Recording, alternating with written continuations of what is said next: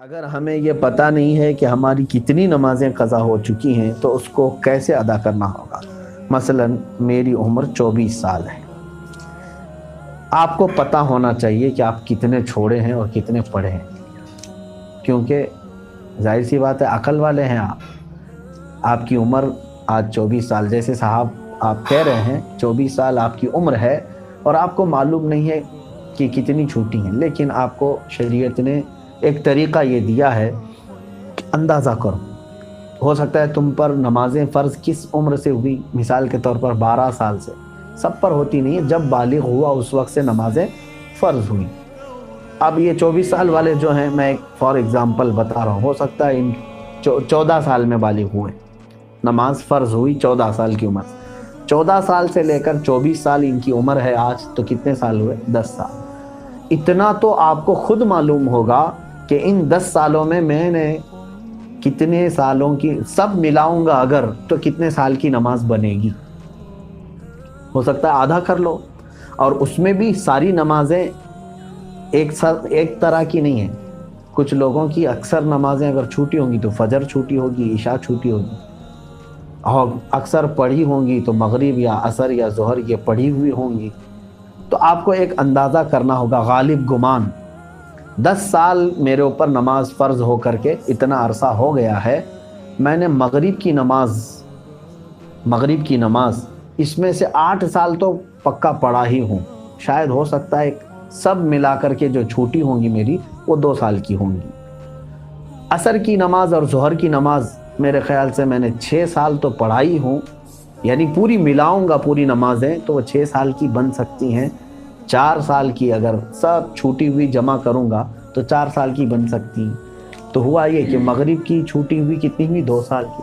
ظہر عصر کی چھوٹی ہوئی 4 سال کی ہوگی، 6 سال پڑھا ہوگا اور 4 سال چھوٹی ہوگی۔ اب آتا ہے عشاء کا نمبر اور فجر کا نمبر، تو آپ یہ سوچ لو کہ یہ 10 سالوں کے اندر ہو سکتا ہے 1 سال پوری نمازیں ملا کر کے میں نے فجر پڑھی ہوں گی، 9 سال تو میری فجر باقی ہوگی، اور عشاء کو آدھا کر لو، تو ہر نماز کو آپ کو ایک غالب گمان بنانا پڑے گا۔ اچھا ہے کہ آپ نے 24 سال کی عمر میں سوال کیا ہے، اب 60 سال کی عمر میں مجھ سے سوال ہوتا تو میں اسی انداز سے بتاتا۔ تو اب آپ کو اسی طرح کے نمازیں پڑھنا ہے۔ اب مثال کے طور پر فجر کی آپ نے اندازہ کر لیا 10 سال کے عرصے میں میری کل نمازیں جو چھوٹی ہیں وہ 9 سال کی چھوٹی ہوں گی، میں نے شاید 1 سال کی پڑھی ہوں، یا آپ کے اوپر ہے، میں اگزامپل بتا رہا ہوں۔ تو اب آؤ اس کی شروعات کرنے کے لیے قضا نمازوں کی۔ اب فجر کو پہلے کمپلیٹ کرنا چاہیں اس کو کر سکتے ہیں، ایک نماز کو بھی پکڑ کر کے کرنا چاہیں تو کر سکتے ہیں۔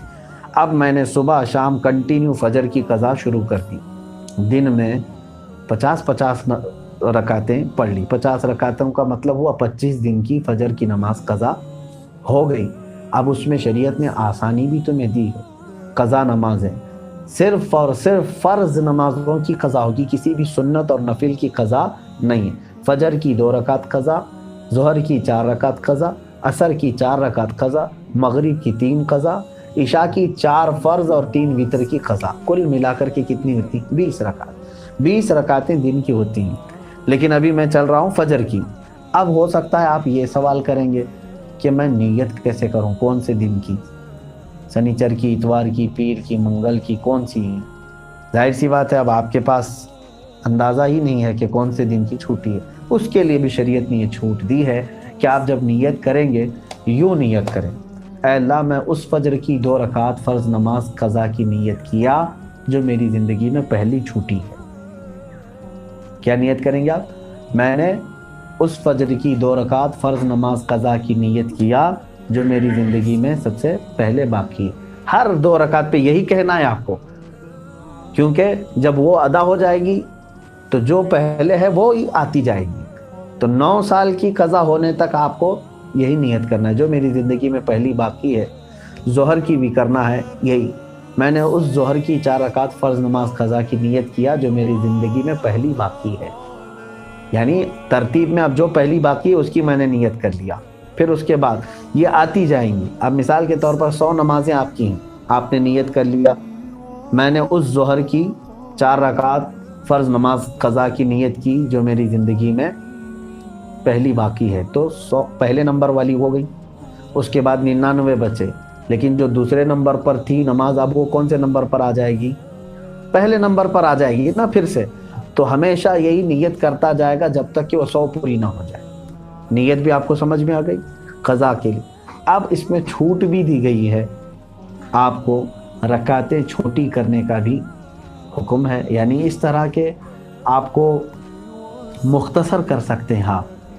मिसाल के तौर पर नमाज में सूरह फातिहा पढ़ा, आप इन्ना आतैना और कुल हुवल्लाहु अहद पढ़ रहे हैं, छोटी सूरतें पढ़ रहे हैं, यही कंटिन्यू चाहे तो हर रकात में पढ़ सकते हैं, हर नमाज में 2 सूरतें पढ़ी। और तस्बीहात जो हैं रुकू और सजदे में वो 3-3 पढ़ रहे हैं, वो तो ठीक है, उतनी मिकदार तो आपको रुकू और सजदा करना ही है। लेकिन अत्तहियात में भी तशहुद पढ़ा उंगली उठाकर, दुरूद इब्राहिमी और दुआए मासूरा अगर नहीं भी पढ़ा तो उसकी नमाज हो जाएगी। तो यहाँ और शॉर्ट कर दिया गया। क़ज़ा करने वाले के लिए ये सहूलत भी है, वो चाहे तो अपनी जल्दी से जल्दी ये पूरी क़ज़ा मुकम्मल कर सकता है। जवानों, आप सबसे मेरी गुजारिश है, बुढ़ापे में इंतज़ार मत करना। किसी बूढ़े को मैंने क़ज़ा करते हुए नहीं देखा कि पूरी ज़िंदगी की वो क़ज़ा करके गया हो, बहुत कम। बुढ़ापे में असल नमाज़ें पढ़ने में ही घुटनों में तकलीफ़, कमर में तकलीफ़ हो जाती है। देखते नहीं आप आज मस्जिदों में अच्छों से ज़्यादा कुर्सियों की नमाज़ें ज़्यादा हो गई, क्यों?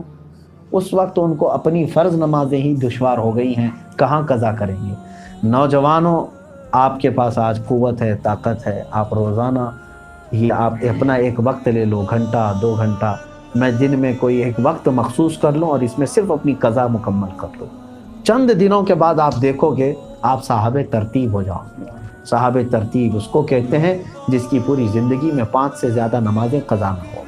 और अल्लाह तबारक व तआला का वो ऐसा महबूब बंदा है कि फ़रिश्ते उसकी एक झलक देखने को बेकरार होते हैं, जो पूरे मुकम्मल अपनी नमाज़ें मुकम्मल कर चुका हो। अल्लाह हम सबको तौफ़ीक़ अता फ़रमाए।